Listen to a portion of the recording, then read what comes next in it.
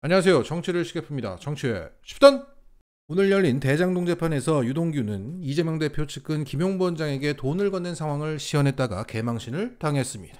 유동규의 말대로 검찰의 공소장대로 시연을 했는데 이를 지켜보던 법정 방청객들이 박장대소를 하면서 비웃었다는 겁니다. 자, 관련 기사를 보면 이 법정 시연은 당시 사용되었다고 하는 종이상자와 1억 원의 돈다발 등을 검찰이 사전에 준비해서 유동규가 법정에서 제가 이거를 이렇게 싸서 줬어요 라고 보여준 겁니다. 자, 이게 법정에서 등장한 종이상자와 쇼핑백과 매우 유사한 사이즈와 외형의 제품이라고 합니다. 자, 이것을 가지고 유동규는 종이상자 한 개당 1억 원씩이 들어간다며 세로 방향으로 두 개를 넣고 한 개를 가로로 넣으면 공간이 벌어지지 않으나 찢어질 수 있으니 테이프로 밀봉했다, 이렇게 구체적인 설명을 덧붙였습니다. 여기에 재판부는 가져가는 것이 불가능한 정도의 무게이거나 힘든 상황은 아닌 것 같다라는 호의적인 반응을 했다고 합니다. 그러자 일부 언론들은 유동규가 시연에 성공했다고 떠들고 있습니다. 하지만 당시 재판부의 정확한 워딩은 이거예요. 이렇게 3억 원을 들고 경기도청 앞으로 걸어갔다는 것인가? 뭔가 가져가는 형태이긴 하지만 불가능한 것 같지는 않다. 자, 쉽게 말해 뭔가 미심쩍진하지만 불가능하진 않네 라는 뜨뜻미지근한 반응이었다는 게 정확한 표현일 것입니다. 자, 그런데 문제는 유동규가 1억 원을 전달했던 상황을 시연할 때였습니다. 앞선 재판에서 유동규는 이렇게 법정 진술을 했었습니다. 김용 부원장이 1억 원을 외투에 숨겨서 갖고 또 3억 원은 나 유동규가 봉투에 담아서 15분가량 걸어가서 건넸다고 주장했습니다. 자, 그러니까 2021년 4월경에 유동규는 자신의 사무실 유원홀딩스에 방문한 김용에게 1억 원을 이 종이박스에 담아서 전달했더니 김용이 자신의 외투에 이렇게 숨겨서 가져가더라, 자신이 목격한 것을 법정에서 시연한 겁니다. 자, 유동규는 1억 원짜리 종이박스를 만들고 그걸 쇼핑백에 담습니다. 그리고 이렇게 해서 얼마든지 가져간다고 말하면서 자신의 재킷 품 안에 이걸 넣었습니다. 그런데 이게 불룩하게 튀어나오고 자신의 품 안에 채 다 들어가지 않고 일부 튀어나오자 방청석에서 박장대소가 터져 나왔던 거예요. 자, 여기서 방청객이 일제히 빵 터졌던 것은 저 사이즈면 누가 봐도 가슴팍에 넣어서 가져갔다, 이게 좀 설득력이 없는데 그걸 어거지로 우겨 넣고는 또 그게 성공하지 못하니까 우스웠다는 거죠. 자, 그러자 유동규는 다시 코트를 빌려 입습니다. 그러니까 자기의 정장 재킷으로는 안 됐던 거예요. 그래서 옆에 사람 코트를 빌려 입고는 시연을 재차 시도했고 그때서야 쇼핑백은 코트에 가려졌다고 합니다. 여기에 대해서 재판부는 이렇게 반응했습니다. 얇은 재킷으로는 어렵고 코트로는 쇼핑백을 가릴 수 있긴 하나 윤곽이 드러나기 때문에 외부에선 뭔가 들고 가는 걸로 볼만하다. 외부에서 다 인지할 수 있는 상황인 것 같다. 자, 유동규가 시연에 실패했다는 얘기죠. 가려졌다고는 하나 저걸 외투에 숨겨 가져갈 수 있다고 할 수 있는가? 이거죠. 강한 의구심을 남겼습니다. 자, 과학적으로 한번 따져볼게요. 자, 이게 3천만 원입니다. 5만 원권 한 다발이 500만 원이고 그게 6개니까 3천이죠. 그리고 이게 1억 원입니다. 이 부피가 1억 원이에요. 자, 지금 오른쪽 사진 있잖아요. 이게 언론에 통해서 좀 종이상자라고 말해지는 것인데 이게 지금 왼쪽에 1억 원이 다 들어갈 수 있는 종이상자로 보이십니까? 너무나 빵빵해져서 테이핑까지 했다고는 하지만 저 종이상자로는 커버가 안 됩니다. 자, 현재 비타500 박스 안에 5만원권으로 대략 1억 3천만 원이 들어간다고 합니다. 그러니까 유동규의 종이박스의 부피는 비타500 박스보다는 작지만 지금 언론에서 제시되고 있는 이 종이박스보다는 크다는 겁니다. 그러니까 비타500 박스만한 거를 가슴팍에 넣었다는 거예요.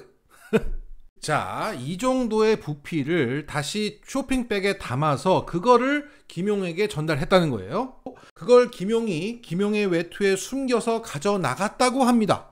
가려질 수는 있겠으나 이건 불룩해진 정도가 아니라 누가 봐도 가슴팍에 뭘 저걸 넣고 다니나 할 정도의 부피입니다. 누가 봐도 가슴팍에 뭐 숨겼어 라고 보일 정도의 상황인 거죠. 자, 이런 정보를 놓고 봤을 때 유동규의 그 법정 진술, 김용 부원장이 1억 원을 외투에 숨겨갔다고 한다면 이런 그림이 떠오르지 않습니까? 양복 위에 걸쳐 입는 코트를 벗어서 웨이터 마냥 한쪽 팔에 걸치고 그 속에 쇼핑백을 가려서 가져나갔다. 이렇게 해석될 만합니다.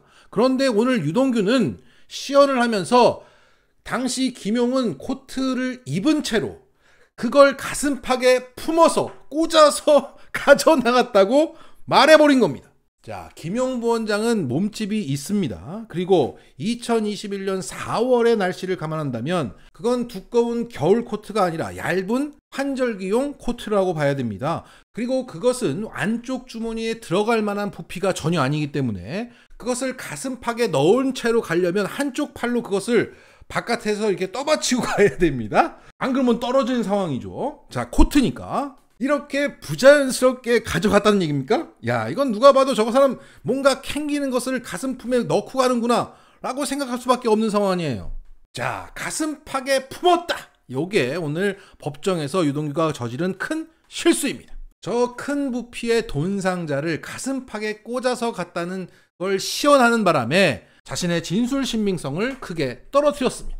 자, 그리고 이 시연은 미리 준비한 거 아니에요. 검찰이 돈다발 준비에 유동규가 당시 사용했다는 종이박스, 쇼핑백 이런 거 다 준비해서, 그러니까 미리 다 준비한 상태에서 벌어진 시연임에도 불구하고 사람들이 비웃을 정도로 부자연스러웠다는 것은 이게 실제 일어나지 않았던 상황이라는 것을 말해주고 있습니다.